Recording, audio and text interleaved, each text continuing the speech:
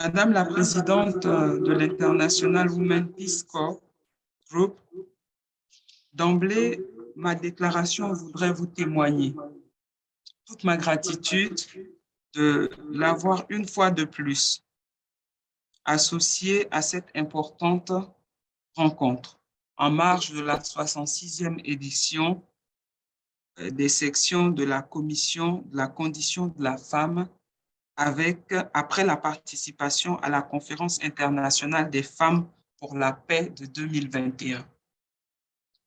Au nom de son Excellence, Monsieur Alassane Ouattara, président de la République de Côte d'Ivoire, et en celui du gouvernement ivoirien, je voudrais adresser mes sincères félicitations à toute l'équipe de IWPG ainsi qu'aux représentants des pays amis et frères qui participent à cet événement de partage d'expériences sur l'implication des femmes dans la recherche et la consolidation de la paix. Mesdames et messieurs, au terme de la longue crise militaro-politique que la Côte d'Ivoire a connue de 2002 à 2010,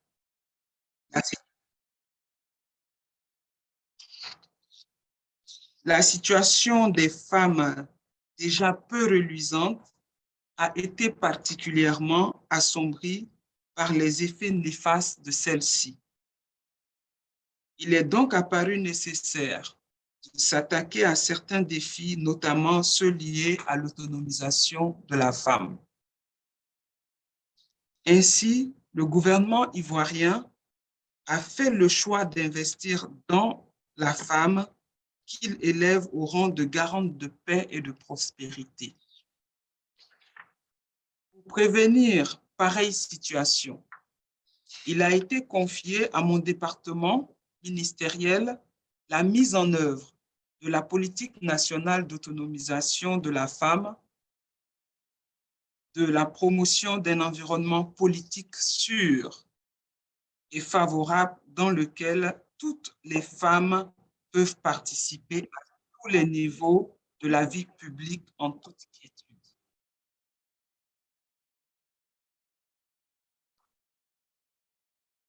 Chères participantes,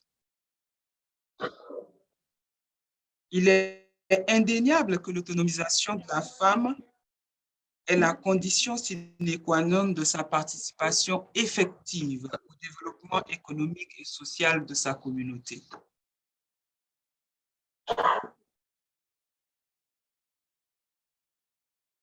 Dans cette perspective, sans être exhaustif, retenons entre autres actions du président ivoirien en faveur de la femme ce qui suit. Nous assistons à la création en 2014 de l'Observatoire national de l'équité et du genre qui a pour mission d'assurer la veille, l'alerte et l'anticipation en matière d'équité et d'égalité entre les hommes et les femmes. Nous voyons aussi la mise en place d'une stratégie nationale contre les violences faites aux femmes. Nous assistons à l'octroi d'appui financier aux femmes, notamment femmes de retour d'exil après la crise post-électorale de 2010.